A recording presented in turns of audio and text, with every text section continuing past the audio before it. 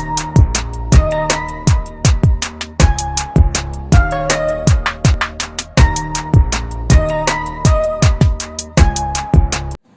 dear learners of English, greeting. This is Rahman and I welcome you to our SE classes of English language. Today our topic is infinitive. Infinitive non-finite verbs का एक part है जिसके already दो parts आप अच्छे से देख चुके हैं और समझ चुके हैं। अब हम infinitive के अगले पार्ट थर्ड पर हैं जिसके अंदर आज हम वेरियस टाइप्स के इन्फिनिटिव्स की हम बात करेंगे और आई होप कि आप इनको विद एग्जांपल डिटेल्स में समझेंगे। पूरे इन्फिनिटिव को अच्छे से समझने के लिए इस सीरीज में अंत तक बने रहें और इस वीडियो को लास्ट तक देखें। और अगर अभी तक आपने हमारे चैनल को सब्सक्राइब नहीं किया है तो ग्रामर से रिलेटेड हर टॉपिक की पूरी सीरीज को समझने के लिए हमारे चैनल को आज सब्सक्राइब कीजिए, लाइक कीजिए एंड शेयर कीजिए और कमेंट्स के थ्रू अपनी प्रॉब्लम्स को सॉल्व कराइए। तो आइए शुरू करते हैं बेयर और डायरेक्ट इन्फिनिटिव। ये बेयर और डायरेक्ट इन्फिनिटिव क्या होता है आइए समझते हैं। जब भी हम इन्फिनिटिव की बात करते हैं तो इन्फिनिटिव की बात करने में क्या होता है कि हमें अचानक याद आता है कि अरे भाई इन्फिनिटिव का मतलब होता है टू प्लस वर्ब की फर्स्ट फॉर्म, और ये हमारे माइंड के ऊपर पूरी तरह से छाया रहता है। लेकिन हर टाइम एक ही बात सही नहीं होती। यहाँ पर कुछ आपको वेरिएशंस मिलेंगे जिसमें पहले आप देख रहे हैं कि इस बेयर इन्फिनिटिव में टू नहीं लगाया जाता, लेकिन ऐसी जगह जहां पर इन्फिनिटिव के नाम पर हम टू नहीं लगाते हैं वो कुछ सम सर्टेन सिचुएशंस होती हैं और वो अपने आप में सिचुएशन क्या कुछ पर्टिकुलर वर्ब हैं। सपोज कीजिए हमने कहा I wanted to teach you,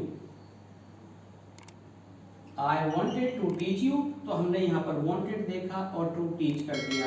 अब हम ये कहना चाहते हैं मैंने आपको पढ़ते हुए देखा, तो हम लिखेंगे I saw you study.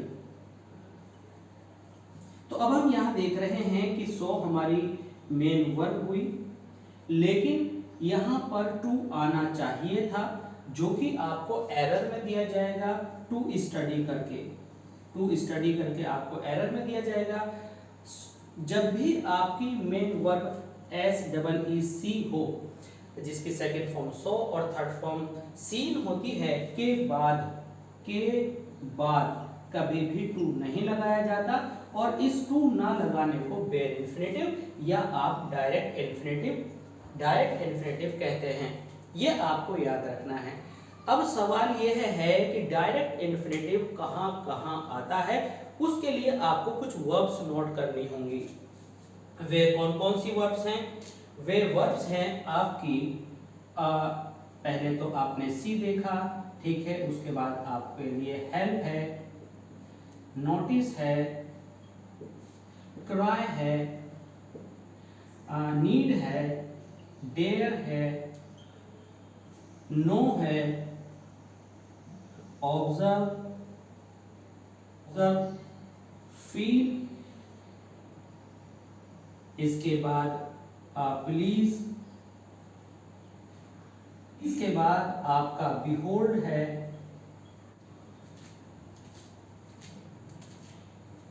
Please के बाद आपका बिहोल्ड है, लिसन है और इतनी ही नहीं और वर्ड्स भी हैं, लेट, बिड,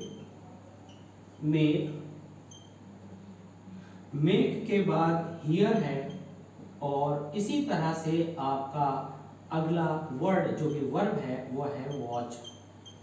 तो इनके बाद जब भी आपको इन्फिनिटिव लगाना हो तो आपको टू नहीं लगाना होता, इनके बाद आपको फर्स्ट फॉर्म ही लगानी होती है, टू आप नहीं लगाते हैं।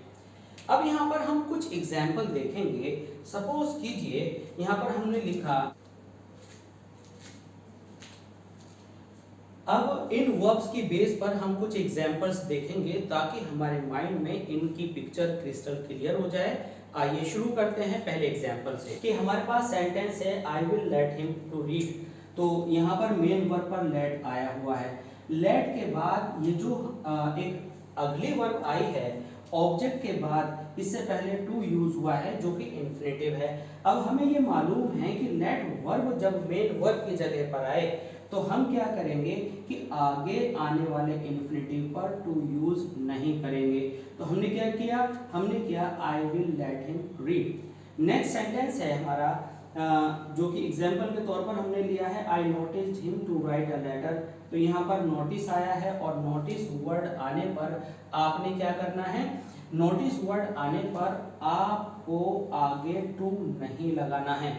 जैसा कि आप यहाँ से इसको अंडरस्टैंड कर सकते हैं, ये सारे वर्ड्स आपको याद करने होंगे। I noticed him to write a letter, तो आपको यहाँ टू नहीं लगाना है। अगर हम इसकी बात करें कि वे सेंटेंसेस जिसके अंदर बेयर इन्फिनेटिव यूज होता है और वे एक्टिव वॉइस के अंदर हैं, अगर आप उनका पैसिव वॉइस बनाने लगें तो पैसिव वॉइस में क्या चेंजेस आते हैं, तो इसके लिए हमने एक वीडियो बनाई हुई है, ऑलरेडी वीडियो लेक्चर बनाया हुआ है जिसमें इन्फिनेटिव बेस्ड सेंटेंसेस के पैसिव वॉइस कैसे बनाए जाते हैं आप उसमें डिटेल से स्टडी कर सकते हैं, जिसके अंदर आपके passive voice simple infinitive based जिनके अलग रूल्स हैं और बेयर इन्फिनेटिव बेस्ड सेंटेंसेस जिनके टू डिफरेंट टाइप के अलग रूल्स हैं। उस वीडियो को हम आपके डिस्क्रिप्शन बॉक्स में लिंक के तौर पर डाल देंगे, आप वहां से उसे स्टडी कर सकते हैं। तो इस बेयर इन्फिनेटिव के बाद अब हम चलते हैं परफेक्ट इन्फिनेटिव की तरफ और जानेंगे कि परफेक्ट इन्फिनेटिव क्या होता है। देखिए ये जो परफेक्ट इन्फिनेटिव है आपका, इस परफेक्ट इन्फिनेटिव के अंदर एक चीज आपको समझनी है। जैसे कि आपका सिंपल इन्फिनेटिव था, सिंपल इन्फिनेटिव में हम यूज करते थे टू प्लस वर्ब की फर्स्ट फॉर्म, और इसको हम इस तरह से समझ सकते हैं जब आपको टू प्लस वर्ब की फर्स्ट फॉर्म दी गई हो तो ये फ्यूचर एक्ट दिखाता है, ये आपका फ्यूचर एक्ट दिखाता है।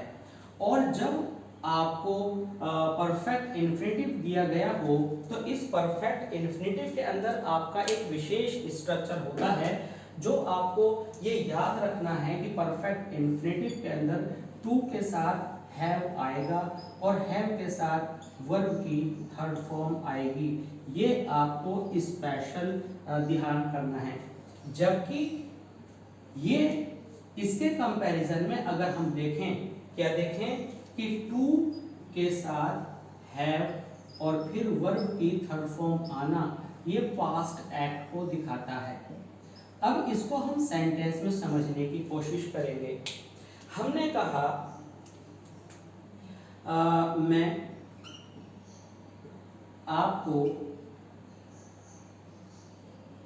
पढ़ाना चाहता हूँ, मैं आपको पढ़ाना चाहता हूँ। एक सेंटेंस हमारा ये है और एक है अरे आप यहाँ, अरे आप यहाँ, आप तो मीटिंग में होने चाहिए थे, आप तो मीटिंग में होने चाहिए थे। अब यहाँ पर आप देख रहे हैं होने चाहिए थे। अगर हम यहाँ पर चाहता हूं की जगह चाहता था भी कर लें, क्योंकि यहाँ पर आपको लगेगा कि पास्ट को लेकर कंफ्यूजन है। देखिए टेंस हमारा कुछ भी हो, अच्छे से ध्यान से समझ लीजिए, टेंस हमारा कुछ भी हो उससे नॉन फाइनाइट पर कोई असर नहीं पड़ता है। टेंसेस का नॉन फाइनाइट पर असर नहीं, मेन वर्ब पर पड़ता है। बात आपको जो है ये समझनी है, यहाँ पर मैं आपको पढ़ाना चाहता हूँ, ये पढ़ाना चाहता था, तो टेंस हमारा यहाँ पर प्रेजेंट है और पास्ट है। इस टेंस से हमें कोई लेना देना नहीं है। बात यह है कि पढ़ाना चाहना प्रेजेंट में या चाहता था पास्ट को लेकर के, बात करने के समय तक पढ़ाना तो काम शुरू नहीं हुआ ना, यानी आप चाहते थे या चाहते हैं, लेकिन इसके आगे आपको काम करना था ना। सपोज कीजिए मुझे वहां पर होना है, इसका मतलब ये हुआ कि मेरा इरादा है कहीं पर होने का, बट मैं भी गया नहीं हूं। दूसरा सेंटेंस है मुझे वहां इस समय होना ही था, इट मीन्स मेरे को वहां पहुंच चुके होना था। तो जहां पर काम हो चुके होने की बात आए तो वहां पर आप to have plus third form लगाते हैं जिसमें आपका पर्पस हो, जहां पर आपका पर्पस हो, तो उस पर्पस को आप दिखाने के लिए टू प्लस वर्ब की फर्स्ट फॉर्म लगाते हैं। यही बात हमें यहाँ पर इंडिकेट करनी है और इसको इस तरह से हम बताएंगे, मैं आपको पढ़ाना चाहता हूँ। देखिए ये है पहला सेंटेंस, तो पहले का जो सॉल्यूशन बना तो बनेगा आई वॉन्ट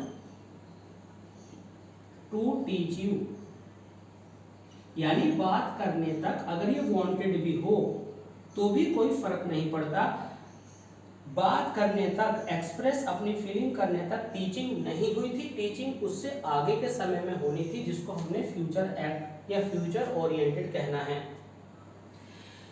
अब इस सेंटेंस को देखिए, 2 नंबर सेंटेंस जिसको है, अरे आप यहाँ ओ यू हियर, अरे आप यहाँ, आपको तो मीटिंग में होना चाहिए था, ये आप तो मीटिंग में होने चाहिए थे, तो आप क्या लिखते, you are to have been in the meeting. अब यहां पर यह समझने की बात है कि जो हमारा बी है, बी की थर्ड फॉर्म बीन होती है और इसका मतलब होता है होना।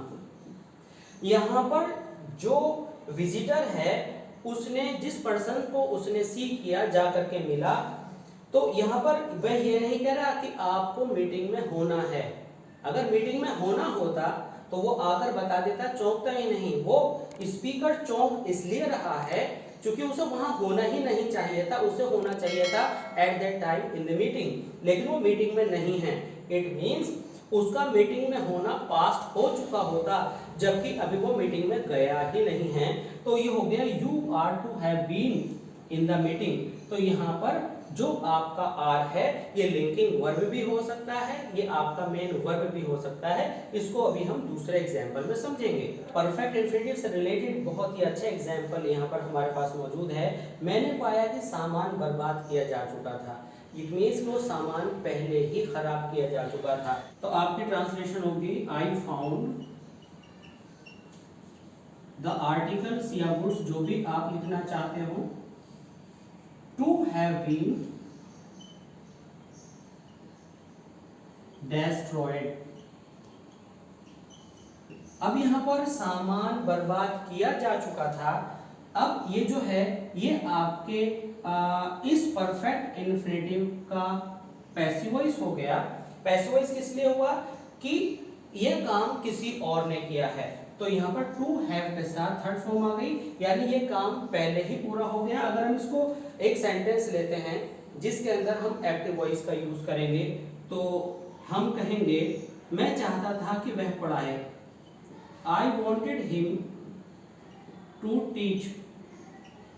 तो मैं चाहता था, हालांकि वर्ब मेरे पास में है लेकिन हिम ने अभी तक पढ़ाया नहीं था, तो हिम फ्यूचर में पढ़ाएगा, यानी ये काम अभी होना है, टू स्टार्ट, अभी ये काम होना है। ये फ्यूचर ओरिएंटेड सेंटेंस हुआ आपका। तो अब हम देखेंगे इसी का पास्ट। मैं चाहता था कि वह पढ़ा चुका हो, तो आप सेंटेंस कहेंगे आई वॉन्टेड हिम, सब कुछ सेम है आपका, जो फाइनाइट वर्ब वाला हिस्सा है टू हैव टॉट। तो यहां पर हमने बीन नहीं लगाया क्योंकि इस वर्ब का जो सब्जेक्ट है वह एक्टिव में है, लेकिन पाया मैंने सामान किसी और ने बर्बाद किया था, तो यहाँ पर डिस्ट्रॉयड बाय अदर आता तो ये पैसिव वॉइस में है। तो परफेक्ट इन्फिनेटिव को इस तरह से आप यूज करते हैं। इसके अभी 2 एग्जांपल्स और देखते हैं ताकि आपको और अच्छे से समझ में आ जाए। अब यहाँ पर हमारे पास 2 एग्जांपल्स हैं, जिसमें पहले एग्जांपल में हमने पहले हुए काम के बारे में बताया है और दूसरे एग्जाम्पल के अंदर हमने यहाँ पर फ्यूचर से रिलेटेड काम के बारे में बताया है। तो जो फ्यूचर से रिलेटेड हमारा वर्क है उसके अंदर हम देख रहे हैं कि इसके अंदर हमारा पर्पस है, यानी सिंपल इन्फिनेटिव पर्पस को शो करता है, जबकि परफेक्ट इन्फिनेटिव आपके पास्ट को शो करता है। जब आप कॉम्पिटिटिव एग्जामिनेशन में आपको सेंटेंस इंप्रूवमेंट दिखाना होता है, क्लॉज टेस्ट में ब्लैंक फिल करना होता है, या एरर फाइंडिंग में आपको क्या करना होता है, जब आप एरर डिटेक्शन करते हैं तो कहाँ पर टू लगाना है, कहाँ पर टू नहीं लगाना है, कहाँ टू है प्लस थर्ड फॉर्म लगाना है, कहाँ टू प्लस आपको कुछ और करना है, इस सब को सेंटेंस पढ़कर पता करना होता है। तो इसको जब हमने पढ़ा, I found them to have finished the work as they were free at that time. तो ये वाला जो पार्ट है एरर, जब आप स्पॉटिंग एरर करते हैं तो सेंटेंस के अंदर ही कहीं ना कहीं आपको एक आइडिया, एक क्लू दे रखा होता है कि ये इन्फिनेटिव किस वजह से सही है या गलत है। तो हमने यहाँ पर पाया कि यहाँ दे रखा है क्योंकि वे उस समय फ्री थे।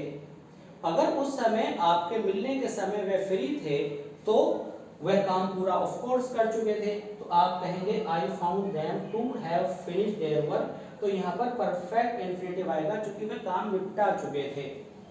I wish them to get success, तो यहाँ पर आया I wish them to get success, क्योंकि आप विश कर रहे हो तो विश करने का मतलब है कि फ्यूचर में ऐसा हो।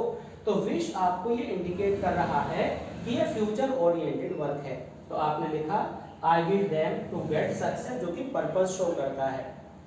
अब इसके बाद हम चलते हैं कॉन्टिन्यूअस इंफिनिटिव की तरफ, जिसे आप अच्छे से अब समझिएगा। अब यहाँ कॉन्टिन्यूअस इंफिनिटिव में देखिए एक बार फिर रिवीजन करते हैं। हमने पहले टू प्लस वर्ब की फर्स्ट फॉर्म पढ़ा, उसके बाद हमने बिना टू का इंफिनिटिव पढ़ा जिसके अंदर केवल वर्ब की फर्स्ट फॉर्म आती थी। फिर हमने टू हैव प्लस वर्ब की थर्ड फॉर्म पढ़ी, और अब हम पढ़ने जा रहे हैं इस कॉन्टिन्यूअस इंफिनिटिव के लिए कि टू बी प्लस वर्ब की फर्स्ट फॉर्म में आईएनजी का यूज। अब ये बड़ी अजीब बात है क्योंकि टू के साथ आज तक तो हमने वर्ब की फर्स्ट फॉर्म देखी थी, आज यहाँ पर टू बी के साथ वर्ब की फर्स्ट फॉर्म में आईएनजी कैसे आ गई, ये हमें देखना है। इसका एग्जांपल कुछ इस तरह से हो सकता है, ऐसा लगता है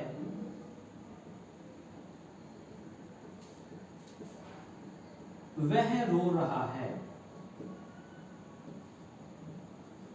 ऐसा लगता है कि वह रो रहा है। तो हम लिखेंगे he seems to be weeping।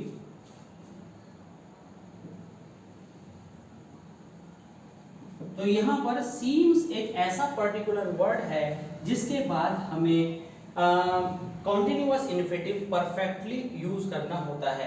अब ऐसी कई सारी वर्ब्स हैं जिनके बाद केवल बेयर इंफिनिटिव आता है, कुछ वर्ब्स ऐसी हैं जिनके बाद केवल परफेक्ट इंफिनिटिव आता है, कुछ वर्ब्स ऐसी हैं जिनके बाद सिंपल इंफिनिटिव भी आता है और कॉन्टिन्यूअस इंफिनिटिव भी आता है। तो अपने अगले पार्ट 4 के अंदर हम डिस्कस करेंगे वेरियस टाइप्स के इंफिनिटिव्स के लिए वो पर्टिकुलर वर्ब्स कि कौन सी वर्ब के साथ किस सिचुएशन में कौन सा इंफिनिटिव आता है। तो यहाँ पर हमने सीखा कि सीम्स के साथ हम कॉन्टिन्यूअस इंफिनिटिव यूज करते हैं। बहुत सारी हमारी ऐसी वर्ब्स हैं जिनके बाद केवल परफेक्ट इंफिनिटिव आता है, बहुत सारी ऐसी वर्ब्स हैं जिनके बाद केवल सिंपल इंफिनिटिव आता है, बहुत सारी ऐसी वर्ब्स हैं जिनके बाद केवल बेयर इंफिनिटिव आता है, लेकिन कुछ वर्ब्स ऐसी भी हैं जिनके साथ कॉन्टिन्यूअस इंफिनिटिव, सिंपल इंफिनिटिव और परफेक्ट इंफिनिटिव में से कुछ भी आ सकता है। इस तरह की वर्ब्स हम आपको अगले पार्ट में टीच करेंगे, आप उस पार्ट को देखना मत भूलिएगा। अब यहाँ पर हम देखते हैं कि कॉन्टिन्यूअस इंफिनिटिव के अंदर कौन कौन सी वर्ब्स, कौन कौन से वर्ड्स आते हैं। वे वर्ब्स हैं appear, seem, believe, consider, think, report, happen, arrange, say, और आपकी जो नई वर्ब है वो होती है pretend। अब इसके अंदर कुछ वर्ड्स ऐसे हैं जैसे कि सीम है। अब सीम में आपके ऑब्जर्वेशन के टाइम अगर कोई चीज होती हुई नजर आ रही है तो to be plus first form plus I N G आ जाएगा, और अगर वो पहले हो चुकी है तो टू है प्लस थर्ड फॉर्म आ जाएगा। तो इनमें कुछ वर्ब्स ऐसी हैं जिनके अंदर आप to have plus third form भी सेट कर सकते हैं और जिनके अंदर कॉन्टिन्यूअस इन्फिनेटिव के तौर पर आप टू के साथ बी लगाना जरूरी है, वर्ब की फर्स्ट फॉर्म में आईएनजी भी लगा सकते हैं। अब इनके हम यहाँ पर कुछ एग्जाम्पल्स देखने वाले हैं। अब जैसे कि हमारा नया एग्जाम्पल है, she is said to be cursing her fate. तो अब यहाँ पर जो कॉन्टिन्यूअस इन्फिनेटिव कैसे हुआ, यहाँ पर ऐसा कहा जाता है उसके बारे में कि वे हमेशा अपनी किस्मत को कर्ज करती रहती है, कोसती रहती है। तो टू बी उस ऑब्जर्वेशन के टाइम कंटिन्यू रहने की बात को आपने to be plus first form में आईएनजी लगा करके यूज किया। ठीक है, यहाँ पर आप लिखेंगे he appears to be sitting in the classroom, he appeared to be sitting in the classroom। तो appears हो या appeared हो, हमने आपको पहले बताया था कि आपकी वर्ब कोई भी हो, टेंस से किसी भी नॉन फाइनाइट वर्ब पर कोई फर्क नहीं पड़ता है। और इसी वजह से टेंस कुछ भी हो, आपको ये ऑब्जर्व करना है कि होने वाले टाइम पर अगर एक्टिविटी कॉन्टिन्यूअस फॉर्म में है तो आप टू बी के साथ आईएनजी लगाएंगे। और कई सारी वर्ब्स ऐसी हैं जिसमें अगर वह काम ऑलरेडी हो चुका है इनके साथ, तो आप क्या करेंगे, टू हैव के साथ थर्ड फॉर्म लगाएंगे। तो आई होप कि कॉन्टिन्यूअस इन्फिनेटिव आपको अच्छे से समझ में आया होगा। अब हम समझते हैं आज के लास्ट पार्ट स्प्लिट इन्फिनेटिव को, इसको ध्यान से देखिएगा। जैसे कि नाम स्प्लिट से आप देख रहे हैं, बीच से टूटना, बिल्कुल वैसा ही इसका एक्शन भी है। इससे पहले कि हम स्प्लिट इन्फिनेटिव को समझें, मेरा एक मैसेज है स्टूडेंट्स के लिए कि ये जो सारे लेक्चर्स बनाए जा रहे हैं ये उन स्टूडेंट्स के लिए हैं जो बहुत ज़्यादा खर्च नहीं कर सकते हैं और जिनको इंग्लिश इम्प्रूव करना ही करना है। उनके लिए हमारा चैनल एक बहुत ही अच्छा प्लेटफॉर्म साबित होने वाला है। तो यहाँ से आप अगर हमें ज्वाइन करते हैं और सब्सक्राइब करते हैं तो आपको पूरी सीरीज ग्रामर के हर पोर्शन को अच्छे से कवर कराएगी। तो आपने अगर अभी भी चैनल सब्सक्राइब नहीं किया है तो आप सब्सक्राइब कर लें और पूरी सीरीज को थोरली स्टडी करें। स्प्लिट इन्फिनेटिव को कुछ इस तरह से समझा जा सकता है, जैसे I want to properly do it. तो यहाँ पर अब फॉर द फर्स्ट टाइम हम क्या देख रहे हैं कि हमारी मेन वर्ब और जो हमारा इन्फिनेटिव है टू प्लस फर्स्ट फॉर्म, उसके बीच में एक एडवर्ब, एक वर्ड जिसमें एलवाई लगा है बीच में आ गया है। ये आप स्पोकन में और इनफॉर्मल इंग्लिश में और स्लैंग में देखते हैं, कई बार ये चल जाता है, लेकिन फॉर्मल इंग्लिश में ये अप्रोप्रिएट नहीं है। इसका जो सही रूप है वह क्या होगा, वह होगा I want to do it properly. यानी जो प्रॉपरली जो आपका एडवर्ब है वो अपनी प्लेस पर जाएगा, टू प्लस फर्स्ट फॉर्म के बीच में कोई भी चीज नहीं आएगी, कोई भी वर्ड नहीं आएगा। तो हमेशा याद रखिए कि टू प्लस फर्स्ट फॉर्म बिल्कुल एक साथ रहते हैं, इनके बीच में कोई अदर वर्ड नहीं आता। इस तरह से एडवर्ब बीच में लगाकर आपको टू और फर्स्ट फॉर्म को अलग अलग कर देना बिल्कुल इनअप्रोप्रिएट है, रॉन्ग है। आपको उस एडवर्ब को अलग कर देना है अपनी जगह पर। एडवर्ब के कई सारे प्लेसेस हैं जो कि वर्ब से पहले नॉट की जगह पर आता है, बिगिनिंग में आता है या एंड में आता है। ये आप एडवर्ब के लेक्चर में अच्छे से समझेंगे। तो आई होप कि आप समझ गए होंगे कि स्प्लिट इन्फिनेटिव यानी बीच से तोड़कर कोई वर्ड डाल देना टू प्लस फर्स्ट फॉर्म के बीच में रॉन्ग होगा, ये एरर होगी। आपको टू प्लस फर्स्ट फॉर्म या कोई भी इन्फिनेटिव है उसको पूरे आपको जो भी उसकी कंडीशन है टू है प्लस थर्ड फॉर्म या टू प्लस फर्स्ट फॉर्म को एज इट इज यूज करना है, उसको बीच से स्प्लिट नहीं करना है। तो आई होप कि इन्फिनेटिव का ये पार्ट 3 आपको बहुत अच्छे से समझ में आया होगा। पार्ट 4 में हम सारे इन्फिनेटिव के मिक्स्ड जितने भी रूल्स हैं उनका एक वीडियो बनाएंगे जिसके अंदर आपको कई सारे ऐसे एग्जाम्पल्स लेकर के चलेंगे जिसमें आपको बहुत जल्दी सारे टाइप के इन्फिनेटिव्स को आइडेंटिफाई करना समझ में आ जाएगा और आपके अच्छे से प्रैक्टिस हो जाएगी कि कहाँ पर टू है प्लस थर्ड फॉर्म यूज करना है, कहाँ पर आपको बेयर इन्फिनेटिव यूज करना है और कौन कौन से एग्जाम्पल्स हो सकते हैं। तो मिलते हैं जल्दी नई वीडियो में पार्ट 4 के साथ टॉपिक इन्फिनेटिव की सीरीज में। प्लीज लाइक कीजिए, शेयर कीजिए एंड कमेंट कीजिए। मिलते हैं जल्दी। Thanks for being with us, thanks a lot.